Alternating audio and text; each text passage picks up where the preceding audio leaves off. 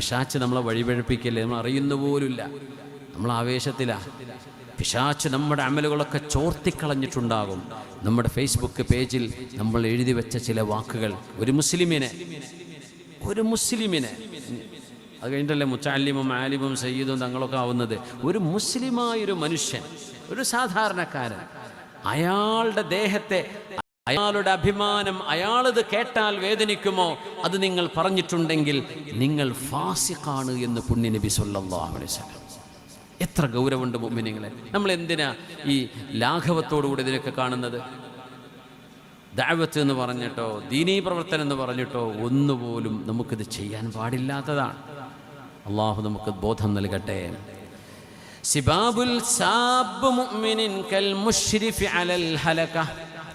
മുസ്ലിമായ ഒരു മനുഷ്യനെ ചീത്ത വിളിക്കുന്ന ആള് ഒരു കുഴിയിലേക്ക് വീഴാൻ പോകുന്നവനെ പോലെയാണ്. അവൻ വീഴുന്നത് അള്ളാഹുവിൻ്റെ കോപത്തിൻ്റെ കുഴിയിലേക്കാണെന്ന് മാത്രം. ഹബീബാ നബി തങ്ങൾ എത്ര ഗൗരവത്തിലാണ് പലിശയെക്കുറിച്ച് പറഞ്ഞത്. അറിയാലോ, പലിശയെക്കുറിച്ച് പറഞ്ഞ വാക്കുകളൊക്കെ കേൾക്കാറില്ലേ? പലിശകളിൽ ഏറ്റവും ചെറിയ പലിശ പോലും സ്വന്തത്തിന് ജന്മം തന്ന ഉമ്മയുമായി വ്യഭിചാരം ചെയ്യുന്നതിന് തുല്യമാണെന്ന് വരെ ഹദീസിലുണ്ട്. എന്നിട്ട് തങ്ങൾ പറയാ, ആ തരത്തിൽ ഗൗരവമുള്ള അള്ളാഹു യുദ്ധം പ്രഖ്യാപിച്ച പലിശ ഇടപാടുകളിൽ ഏറ്റവും മോശപ്പെട്ട പലിശ ഏതാണെന്നറിയുമോ? ഏതാ? അർബർ റിബാ ശത്മുൽ അറാദ്. അർബർ റിബാ ശത്മുൽ അറാദ്. പലിശകളിൽ വെച്ച് ഏറ്റവും കൂടുതൽ ശിക്ഷ കിട്ടുന്ന പലിശ എന്ന് പറയുന്നത് മനുഷ്യരുടെ അഭിമാനം തളർത്തിക്കളയുന്ന വിധം അവരെക്കുറിച്ച് മോശം പറയലാണത്രേ.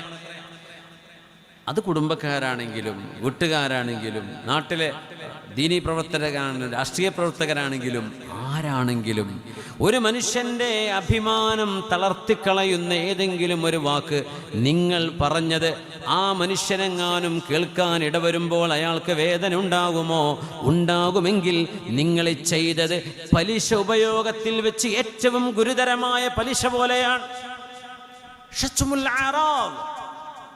അഭിമാനങ്ങൾ പിച്ച് ചീന്തപ്പെടുക. മനുഷ്യന്റെ വിചാരം സോഷ്യൽ മീഡിയയിൽ അവനവന്റെ അക്കൗണ്ട് തുറന്നിട്ട് ആരെയും എന്തും വിളിച്ചു പറയാം. ഇതെന്ത് സംസ്കാരമാണ്? മുസ്ലിമീങ്ങളത് ചെയ്യരുത്, മുസ്ലിമീങ്ങളത് ചെയ്യരുത്. അതൊക്കെ ലൈസൻസ്, ഞങ്ങൾക്ക് എന്ത് ലൈസൻസ് ഉണ്ടെന്ന് വിചാരിക്കുന്ന പല ചിന്തക്കാരുണ്ടാവും. മുസ്ലിം ഇത് ചെയ്യരുത്. എന്തെല്ലാം നന്മകൾ നമുക്ക് ചെയ്യാൻ പറ്റും?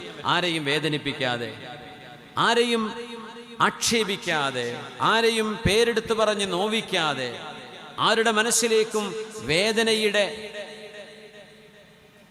കയ്പിനീരുകൾ ഇട്ടുകൊടുക്കാതെ എത്ര നല്ല കാര്യങ്ങൾ നമുക്ക് എന്തൊക്കെ ഇവിടെ ചെയ്യാനുണ്ട്. പിശാച് നമ്മളെ തളർത്തിക്കളയല്ലേ. ബഅസുഹും ബൈനഹും ഷദീദ്.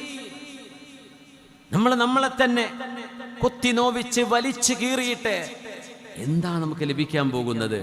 ഫാസിക്കായി പോവല്ലോ. അത് മതിയെങ്കിലും ഓക്കെ. പുണ്യനബി പറയാ, ഫാസിക്കാവും മോനെ, ഫാസിക്ക് എന്നാ നിന്റെ പേര്, ഫാസിഖ്. ഇൻ ജാഅകും ഫാസിഖും ബിനബഇൻ ഫതബയ്യനൂ.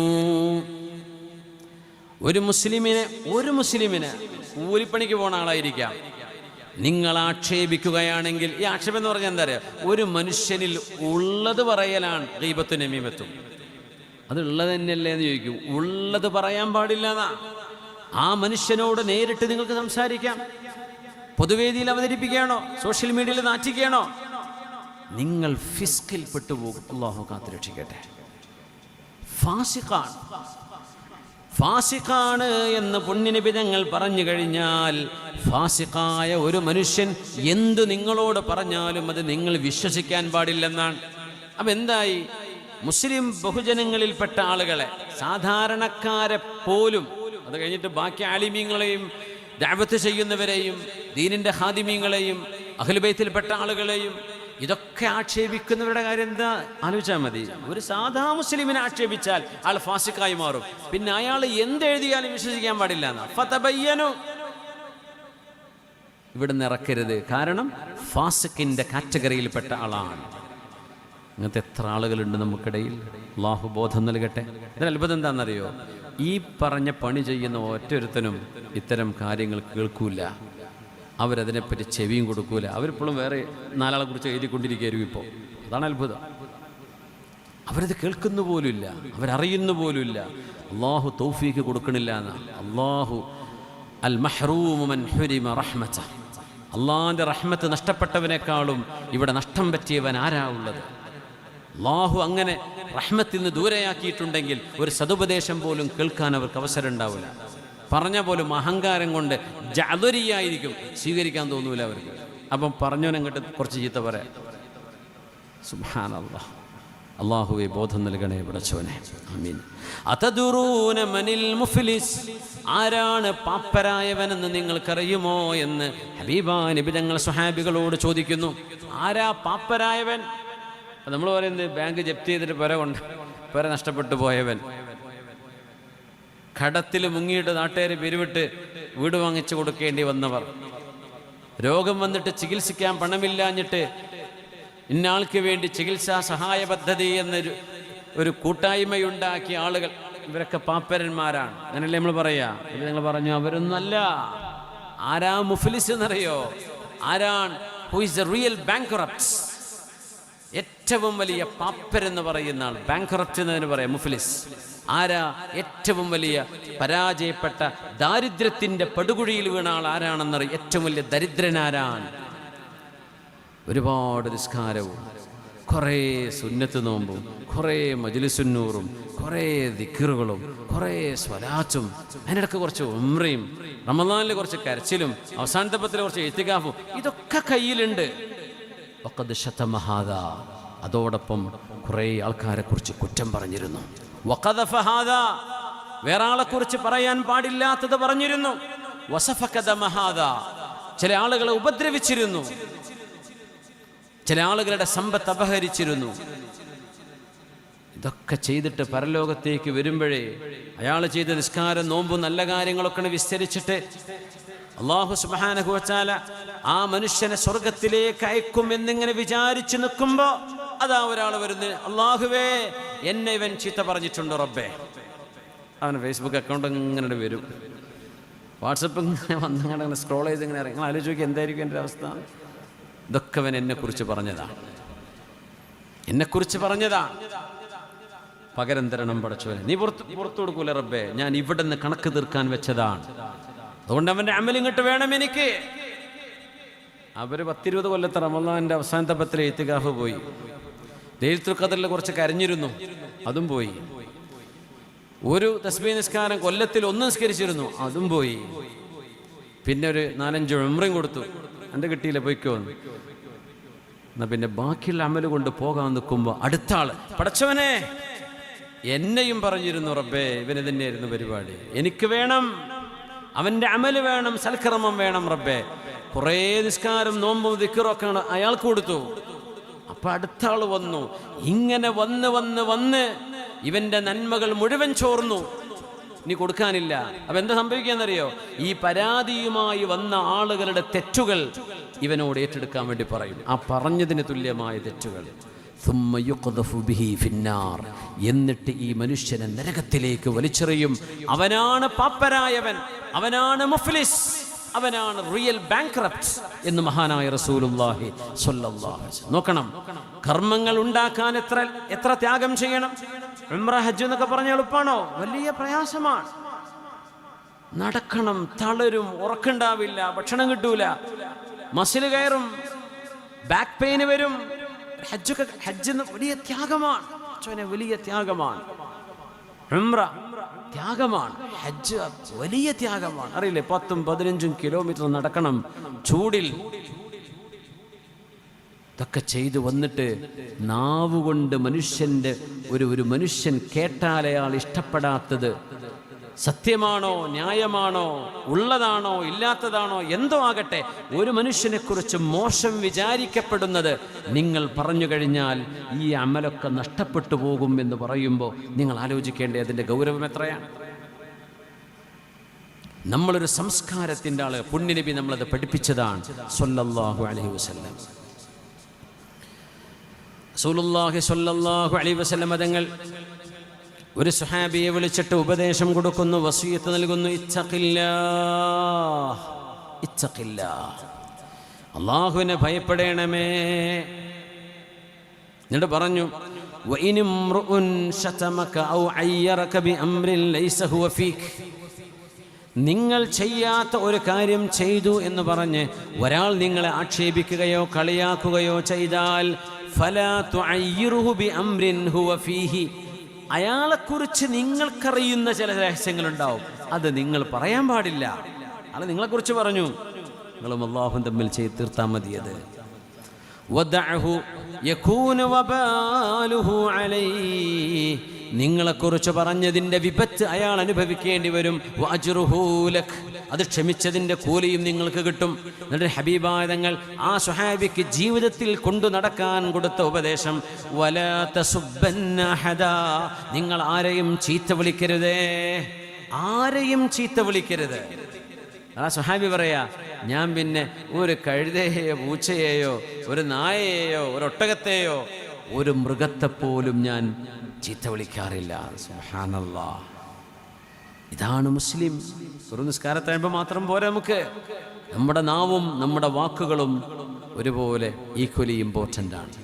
അത് എഴുതിവിടുന്നത്, ഏതൊന്ന് പറയാൻ പാടില്ലയോ അത് എഴുതുന്നതും തെറ്റാണ്. എന്താണ് സത്യാവസ്ഥ എന്നറിയില്ല, അവർ കേട്ടതൊരു കാര്യമായിരിക്കും, അതിൻ്റെ മറുപുറം എന്താണെന്ന് അവർക്കറിയോ. ഇനി അറിഞ്ഞു എന്ന് വിചാരിക്കുക, ആ കേട്ടത് സത്യം തന്നെയാണെന്ന് വിചാരിക്കുക, ലൗഫുരിയല്ല അങ്ങനെ സങ്കല്പിക്കുക. എന്നാൽ പോലും ഒരു മനുഷ്യൻ കേട്ടാൽ ഇഷ്ടപ്പെടാത്തത് നിങ്ങൾ പറയാൻ പാടില്ലെന്നാണ്, എഴുതാൻ പാടില്ലെന്നാണ്. അപ്പം നാളെ പരലോകത്ത് കണക്ക് കൊടുക്കേണ്ടി വരും, ചെയ്തതൊക്കെ പോകും. എനിക്ക് തോന്നുക പൊതുരംഗത്ത് പ്രവർത്തിക്കുന്ന ആളുകളൊക്കെ നാളെ രക്ഷപ്പെടൽ ഈ യൂട്യൂബിലൊക്കെ കിട്ടുന്ന തെറി കൊണ്ടായിരിക്കും നാളെ രക്ഷപ്പെടുക, ഉറപ്പാ. നമുക്ക് കൂടുതൽ അമൽ ചെയ്യാനൊന്നും സാരില്ല. ഈ തെറികളും കുറേ ചീത്ത വിളികളും ആക്ഷേപങ്ങളും ഇങ്ങനെ താഴെ കമൻ്റ് ചെയ്ത് ഇങ്ങനെ പോകുമ്പോൾ എല്ലാം മുസ്ലിമാണോ, അൽഹംദുലില്ലാ, എന്തെങ്കിലും ഉണ്ടാവുമല്ലോ കയ്യിൽ.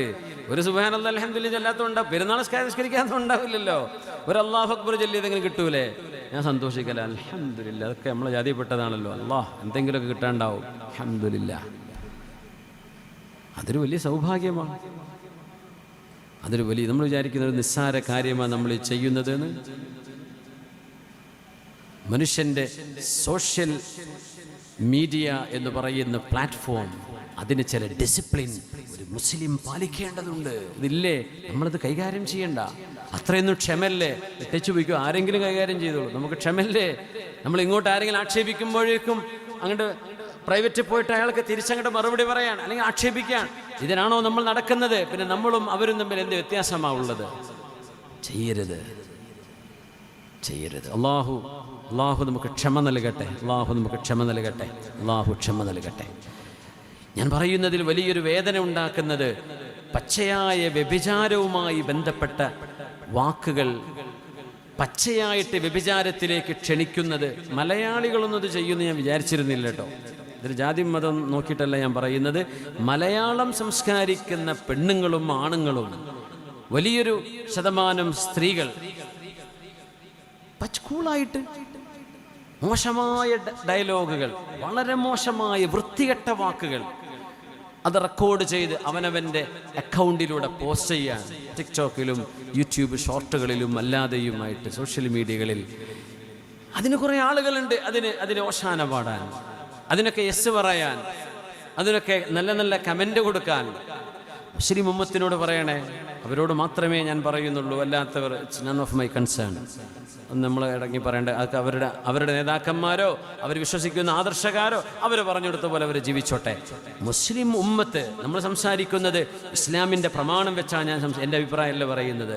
മുസ്ലിം എന്ന് പറയുന്നത് ഹബീബിനെയും അള്ളാഹുവിനെയും അവിടുത്തെ ഹബീബിൻ്റെ സ്വഹാബിമാരെയും ഉലമാഇനെയും പ്രമാണമാണെന്ന് വിശ്വസിക്കുന്നവരാണ്. അത് നമ്മുടെ ഇന്നത്തെയും നാളെ മണ്ണിൽ കിടക്കുന്ന ജീവിതത്തെയും ബാധിക്കാൻ പോകുന്ന വിഷയമാണ് എന്ന് ബോധിച്ചവനാണ് മുസ്ലിം. അത്തരക്കാരോട് മാത്രമേ ഞാൻ സംസാരിക്കാറുള്ളൂ. ഇതുവരെ വേദ പറഞ്ഞതൊക്കെ അങ്ങനെ തന്നെയാണ്.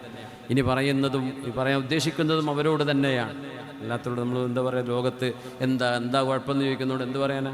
അതിനെന്താ കുഴപ്പമെന്ന് ചോദിച്ചാൽ എന്ത് പറയും? ഒരു കുഴപ്പമില്ലോടോ, ചെയ്തോ, പക്ഷെ മുസ്ലിം ഉമ്മത്തിൽപ്പെട്ട ആളാണോ നിന്നെ ഉപദേശിക്കേണ്ട ഒരു ഉത്തരവാദിത്വം ഈ സമൂഹത്തിലെ പണ്ഡിതന്മാർക്കുണ്ട്. അത് കേൾക്കേണ്ടത് നമ്മുടെ ബാധ്യതയാണ്. നമ്മുടെ ശരീരമെങ്ങാനും പിശാചിന്റെ പിടിയിലങ്ങ് അകപ്പെട്ട് കഴിഞ്ഞാൽ പിന്നെ അത് കേൾക്കാൻ കഴിയില്ല, അത് രസം തോന്നൂല, വെറുപ്പാകും, ആക്ഷേപമാവും. അതിനാണ് ജഅദരി എന്ന് പറയുന്നത്. അങ്ങനെ ആയിപ്പോവരുത്. അല്ലാഹു കോപിക്കും. ആ കോപം നമ്മുടെ ഫെയ്മോ, നമ്മുടെ സമ്പാദ്യമോ, നമ്മുടെ കുടുംബമോ എല്ലാം തകരാൻ കാരണമാകും. കാരണം അല്ലാഹു ദേഷ്യപ്പെട്ടിരിക്കുകയാണ്. പടച്ചതമ്പുരാൻ കാത്തുരക്ഷിക്കട്ടെ. വിശുദ്ധ ഖുർആൻ എത്ര മനോഹരമായിട്ടാണ് സൂറത്ത് യൂസുഫിൽ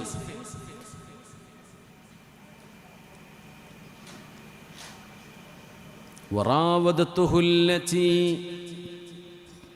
ഹുവ ഫീ ബൈതിഹാ അൻ നഫ്സിഹി. യൂസുഫ് അലൈഹിസ്സലാത്തു വസ്സലാമിനെ സുലൈഖ ബീവി വശീകരിച്ചത് വിശുദ്ധ ഖുർആൻ പരാമർശിച്ച ഒരു ഭാഗത്തിൻ്റെ ഒരു സൗന്ദര്യമേ, എന്തൊരു മനോഹരം! അതിസുന്ദരിയായ ഒരു പെണ്ണും അതിസുന്ദരനായ പ്രവാസിയായി വിവാഹം ചെയ്യാതെ സ്വന്തം നാട്ടിൽ നിന്ന് ഒരുപാട് ദൂരെ ഈജിപ്തിൽ കഴിയുന്ന യൂസുഫ് അലൈഹിസ്സലാമും തമ്മിൽ നടന്ന ആ ഒരു വളരെ ആത്മഹർഷം നൽകുന്ന വിശുദ്ധ ഖുർആനിൻ്റെ ഇടപെടൽ, അവർ തമ്മിൽ നടന്ന ആ ഒരു സംഭവത്തിൻ്റെ പരാമർശം എത്ര മനോഹരമാണ്! ആർക്കെങ്കിലും ഒരു തരത്തിലുള്ള ഒരു ലൈംഗികതയുടെ ചുവ ആ ആയത്തുകൾക്കിടയിൽ നിന്ന് വായിച്ചെടുക്കാൻ കഴിയുമോ? കിട്ടൂല. വിശുദ്ധ ഖുർആൻ അത്തരം വാക്കുകളെല്ലാം എത്ര മനോഹരമായിട്ടാണ് വിശുദ്ധ ഖുർആൻ കൈകാര്യം ചെയ്തത്. ഇന്നല്ലാഹ കരീമുൻ യുഖന്നി മാഷാ. അല്ലാഹു കരീമാണ്, അല്ലാഹു മാന്യനാണ്. യുഖന്നി മാഷാ, അല്ലാഹു ഉദ്ദേശിച്ചതെല്ലാം തുറന്നു പറയാതെ അല്ലാഹു രഹസ്യമായി പടച്ചതമ്പുരാൻ അതിനെ പെട്ടെന്ന് മനസ്സിലാവുന്ന രൂപത്തിലല്ല. ആ വാക്കുകളുടെ മറുപുറത്ത് മറ്റൊരാശയമുണ്ട്. എന്നാൽ ആ വാക്കുകൾ എത്ര മനോഹരമാണ്. ഉദാഹരണം പറയാം. ഹുന്ന ലിബാസുൽ ലക്കും വഅൻതും ലിബാസുൽ ലഹുൻ. എന്താ ഇതിനർത്ഥം? വഹിയൽ ഇഖ്തിലാത്ത് അൽ ഹാസിലു ഇൻദൽ ജിമാഅ്. ഒരു തഫ്സീർ അതാണ്. സ്ത്രീകൾ, നിങ്ങളുടെ ഭാര്യ നിങ്ങൾക്ക് വസ്ത്രമാണ്, നിങ്ങൾ അവൾക്കും വസ്ത്രമാണ്. എന്താ മനസ്സിലായത്? ഒരുപാട് ആശയങ്ങളുണ്ട്. അവർ നിങ്ങൾക്ക്, നിങ്ങളുടെ ഭാര്യ നിങ്ങൾക്ക് വസ്ത്രമാണ്, നിങ്ങൾ അവർക്കും വസ്ത്രമാണ്. പക്ഷെ ആ കോണ്ടെക്സ്റ്റിൽ അവിടെ ഉപയോഗിക്കപ്പെട്ട ആശയം എന്താണെന്നറിയോ? നിങ്ങൾ അവരുമായി ശരീരം ചേർന്ന് കിടക്കുന്നവരാണ് എന്ന് പറയാനാ വസ്ത്രം ദേഹത്തൊട്ടുന്ന പോലെ എന്ന് സൂചിപ്പിച്ചുകൊണ്ട് അല്ലാഹു പറയുന്നത്. നിങ്ങൾ അവരുമായി കിടപ്പറയിൽ സമയം ചെലവഴിക്കുന്നവരാണ് എന്ന് പറയേണ്ടതിന് പകരം അവർ നിങ്ങൾക്ക് വസ്ത്രമാണ്, നിങ്ങൾ അവർക്കും വസ്ത്രമാണ്. എത്ര മനോഹരം! ഇതൊക്കെ പച്ചയിൽ വിളിച്ചു പറയുന്ന മനുഷ്യന്മാരില്ലേ സോഷ്യൽ മീഡിയയിൽ? പച്ചയായിട്ട് നിസാഉകും ഹർസുൽ ലക്കും ഫഅതു ഹർസകും അന്നാ ശിഅ്തും. ഈ ആയത്തിനെ ശരിക്ക് മനസ്സിലാക്കാതെ, തെറ്റിദ്ധാരണ കാരണം ഈ ആയത്തിൻ്റെ ആശയം മനസ്സിലാക്കാതെ പോകുന്നവരുണ്ട്. നിസാഉകും ഹർസുൽ ലക്കും, നിങ്ങളുടെ ഭാര്യമാർ നിങ്ങളുടെ ഹർസാണ്. ഹർസ് എന്ന് പറഞ്ഞാൽ കൃഷി ചെയ്ത് ധാന്യമിറക്കി വിളവുണ്ടാകുന്ന സ്ഥലത്തിനാണ് ഹർസ് എന്ന് പറയുന്നത്. നിങ്ങളുടെ ഭാര്യമാർ, അവരിൽ നിന്ന് നിങ്ങൾക്ക് കുഞ്ഞുങ്ങൾ ജനിക്കുന്നുണ്ട് എന്ന് സൂചിപ്പിക്കാൻ അല്ലാഹു ഉപയോഗിച്ച വാക്കാണത്. അല്ലാഹു അനുവദിച്ച പ്രകാരം, അല്ലാഹു അനുമതി നൽകിയതുപോലെ നിങ്ങളുടെ ഹർസിനെ നിങ്ങൾക്ക് സമീപിക്കാൻ പറ്റും. അത് കൃഷിയിടമാണ് എന്ന് പറയുമ്പോൾ കൃഷിയിടമല്ലാത്തിടത്തേക്ക് നിങ്ങൾ പോകരുതേ എന്ന് അഭിനവ സംസ്കാര ശൂന്യതയിലേക്ക് വിരൽ ചൂണ്ടി വിശുദ്ധ ഖുർആൻ സൂചിപ്പിക്കുകയാണിത്. ഹർസിനെയാ സമീപിക്കേണ്ടത്. എവിടെയാണോ കുഞ്ഞുണ്ടാവാൻ അല്ലാഹു കാരണമാക്കി വെച്ചത് ആ ഭാഗമാണ് നിങ്ങൾ സമീപിക്കുന്നത്. അതല്ലാത്തത് സമീപിക്കരുത്. നിസാഉകും ഹർസുൽ ലക്കും ഫഅതു ഹർസകും അന്നാ ശിഅ്തും. ഇത് പറയുമ്പോൾ നിങ്ങൾക്ക് യഥേഷ്ടം കൊയ്തെടുക്കാനുള്ള വയലാണ്, കൃഷിയിടമാണ് എന്ന് പറയും. അതല്ല അതിൻ്റെ ഉദ്ദേശം. ഒരു ഭാര്യ ഭർത്തൃ ബന്ധത്തിലൂടെ അല്ലാഹു സുബ്ഹാനഹു വ തആല നിങ്ങൾക്ക് കുഞ്ഞുങ്ങളെ നൽകുന്നുണ്ട്. അതുകൊണ്ടൊരു പെണ്ണിൻ്റെ ആരോഗ്യം, നിങ്ങളുടെ ആരോഗ്യപരമായ മനുഷ്യൻ്റെ നൈസർഗികമായ ആവശ്യങ്ങൾ നിർവഹിക്കപ്പെടേണ്ടത് ആ ഭാഗമാണ് എന്ന് സൂചിപ്പിക്കാൻ അല്ലാഹു ആധുനിക ലോകത്ത് ഇരുൾമുറ്റിപ്പോയൊരു സംസ്കാരച്യുതിയുടെ, സ്ത്രീകളെ ഒരു ഭോഗവസ്തു മാത്രമാക്കി വെച്ച ഒരു കാലഘട്ടത്തോട് 21-ാം നൂറ്റാണ്ടിനോട് വിശുദ്ധ ഖുർആൻ നടത്തുന്ന എത്ര മനോഹരമായ ഇടപെടലാണിത്. നിസാഉകും ഹർസുൽ ലക്കും ഫഅതു ഹർസകും അന്നാ ശിഅ്തും. ആ ഹർസ് എന്ന് പറയുന്ന പ്രയോഗത്തിന് പകരം ഏതെല്ലാം മോശപ്പെട്ട വാക്കുകൾ മനുഷ്യനെന്ന് പ്രയോഗിക്കുന്നുണ്ട്. ഖുർആൻ പ്രയോഗിച്ച വാക്കിന്റെ മനോഹാരിത നോക്കൂ. ഹർസുൽ ലക്കും. فلما تغشاها حملت حملا خفيفا فمرت به. سورة الأعراف. فلما تغشاها, ഒരു കുഞ്ഞിന് ജന്മം നൽകി ഒരു ഉമ്മ കഷ്ടപ്പെട്ട് പ്രസവിക്കുന്ന ഒരു ഉമ്മയുടെ പ്രസവവും ഗർഭകാലത്തിൻ്റെയും യാതനകളെ സൂചിപ്പിച്ചുകൊണ്ട് ഖുർആൻ നടത്തിയൊരു പരാമർശം. ഫലമ്മാ തഗശ്ശാഹാ, ഗഷിയ എന്ന് പറഞ്ഞാൽ ശരിക്കും തണുക്കുമ്പോൾ പുതപ്പിട്ട് നമ്മൾ മൂടൂലേ, പുതപ്പിട്ട് മൂടി കിടക്കൂലേ തണുക്കുമ്പോൾ, അതിനാണ് തഗശ്ശ എന്ന് പറയുന്നത്. ഫലമ്മാ തഗശ്ശാഹാ, തൻ്റെ ഭാര്യയെ പുതപ്പിട്ട് മൂടി, ആ ഭാര്യയെ പുതപ്പ് പോലെ ദേഹത്തേക്ക് പുതപ്പിട്ട് മൂടിയപ്പോൾ, ഇത് മെറ്റഫറാണ്. ഇംഗ്ലീഷ് ലിറ്ററേച്ചർ പഠിക്കുന്നവർക്ക് മെറ്റഫർ എന്താണെന്നറിയും. സിമിലി എന്ന് പറയാം. ഒരു പുതപ്പിട്ട് മൂടുന്ന പോലെ ആ ഒരു വാക്ക് പ്രയോഗം മനുഷ്യൻ്റെ ഇൻറ്റിമേറ്റ് റിലേഷൻഷിപ്പിനെ സൂചിപ്പിക്കാനാണ് ഖുർആൻ പുതപ്പ് മൂടുന്നത് എന്ന് പറയുന്നത്.